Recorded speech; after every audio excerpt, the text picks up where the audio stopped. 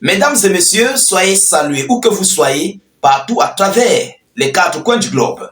L'actualité internationale nous conduit du côté de la Syrie concernant cette grosse trahison que l'ex-président syrien, M. Bachar al-Assad, a émis envers ses collaborateurs russes et iraniens. D'ailleurs, le monde se poserait des questions, mais pourquoi la Russie et l'Iran n'ont-ils pas intervenu? Pourquoi le Hezbollah libanais est resté silencieux et aussi leurs collaborateurs d'Irak? Voilà la grosse question, voilà la grosse inquiétude que le monde entier se pose à l'heure actuelle comme question. Alors, chers dames, chers messieurs, il faut d'abord le savoir. À l'arrivée de M. Bachar al-Assad, lorsque la Russie avait intervenu dans des années passées, il y a de cela, je pense en 2018 ou en 2000 combien, mettez-moi la date en commentaire, de sa première tentative de chute. Vous comprenez? Donc, je précise la première tentative de chute de Bachar al-Assad, je pense en 2018. Vous savez, la Russie avait intervenu militairement, ils ont soutenu le régime Assad, mais qui n'avait pas été reconnaissant. Bon, la Russie est restée pour préserver ses positions stratégiques dans son domaine du renseignement au sein du Moyen-Orient et aussi dans toutes les autres localités des pays aux alentours du Moyen-Orient.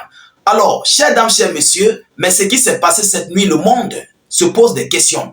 Alors, premièrement, Bachar al-Assad a trahi ses collaborateurs russes et d'Iran et tous les autres. Mais sous quelle forme? Sous quelle base? Qu'est-ce qu'il a fait pour trahir ses collaborateurs? Est-ce que c'est pour ça que la Russie n'a pas intervenu? Est-ce que c'est pour ça que l'Iran, le Hezbollah libanais sont restés silencieux? On se pose des questions.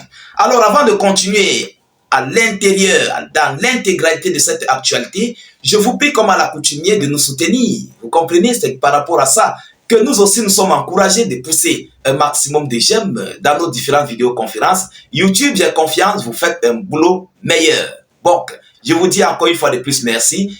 Continuez de pousser beaucoup de j'aime, beaucoup de commentaires, faites beaucoup de partages, je vous vois.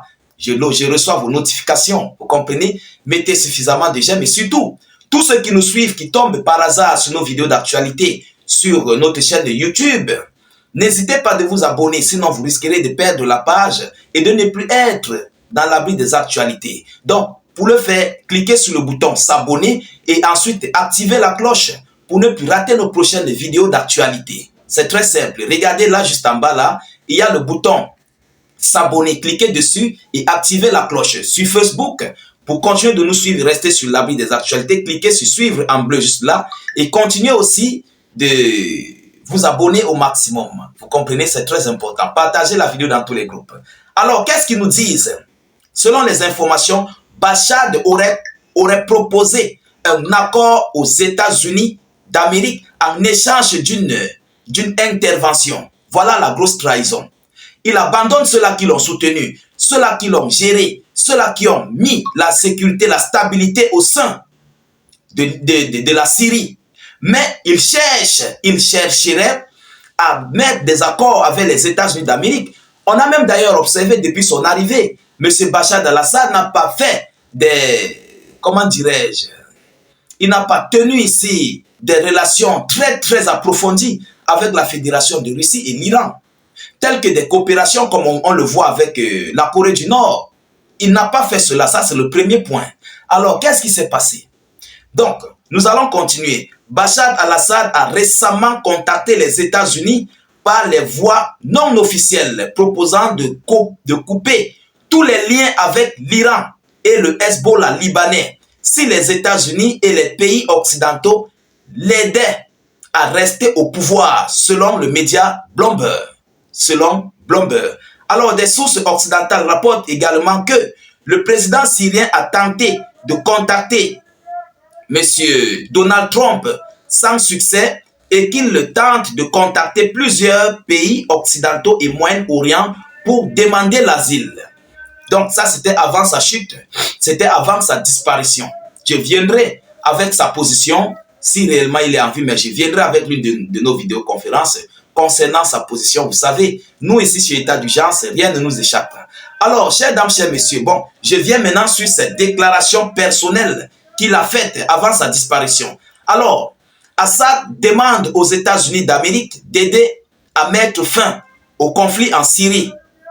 Citant, il dit, je cite, « des personnes proches de la situation, la publication américaine revendique des signaux diplomatiques indirects envoyés par Assad pour tenter d'obtenir l'aide américaine. En échange, il serait prêt à mettre un terme à la coopération avec le groupe libanais Hezbollah et d'autres mouvements soutenus par l'Iran.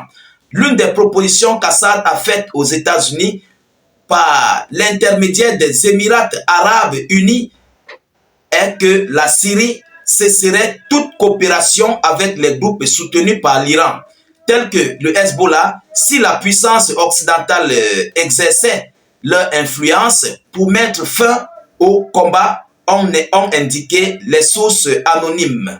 Mesdames, Mesdemoiselles et Messieurs, vous-même vous constatez, c'est une trahison. C'est une grosse trahison de la part de M. Bachar al-Assad. Ah oui, il mérite de coper. Ce qu'il a fait, non seulement son peuple n'a pas soutenu le conflit, non seulement son armée n'a pas soutenu le conflit, parce qu'on dit, qui veut va vers. Et lorsque déjà les gens viennent vers vous pour demander une assistance, mais ça va encourager énormément la Russie, l'Iran, le Hezbollah et tous les autres d'entrer dans la danse normalement comme il faut. Parce que la Russie a tous les moyens adéquats pour faire face à une éventuelle attaque des groupes terror. La Russie a tous les moyens possibles. Ce n'est pas pour dépêcher peut-être 50 avions de combat. Du côté de la Fédération de Russie, il y avait des hélicoptères qui vont dépasser les Russes. Ce n'est pas pour déployer des hommes qui va complètement dépasser les Russes. La Russie est en train d'aller bientôt dans les 3 millions de soldats. Oui, il faut qu'on se dise des vérités. Bientôt, je n'ai pas dit qu'ils sont. Bientôt. Vous comprenez? Donc, même s'il fallait déployer 150 000 hommes, ça pourrait gérer la situation. Même ça, c'est 50 000 hommes pour un départ. Ça pourrait maintenir pour calmer la situation. Mais tel n'a pas été le cas. Alors, est-ce que Bachar al-Assad aurait réellement trahi la Fédération de Russie et l'Iran? Bachar al-Assad, il est venu au pouvoir, il n'a pas fait des coopérations approfondies avec la Russie et l'Iran, il est resté silencieux. Qu'est-ce qui s'est réellement passé? Alors, face à cette situation, le monde se pose des questions. Donc, al-Assad a dû trahir ses collaborateurs. C'est ça, en fait, la réelle chose. C'est pourquoi on a observé un gros silence de la Fédération de Russie et de ses collaborateurs de l'Iran et du Hezbollah libanais. Oui, il faut qu'on se dise des vérités. C'est une grosse trahison. Nous, on te soutient, mais toi, tu passes dans notre dos pour aller coopérer avec des autres. Mais c'est inadmissible. Demande à la Russie d'envoyer ses hommes. Tu es le président. Tu donnes un OK. Tu dis aux Russes, bon, voilà, je vous donne le OK, je vous donne le feu vert de venir me soutenir. Tel n'a pas été le cas. Avec l'Iran, tel n'a pas été le cas. Avec le Hezbollah libanais, tel n'a pas été le cas. Mais pourtant, ce sont ses alliés.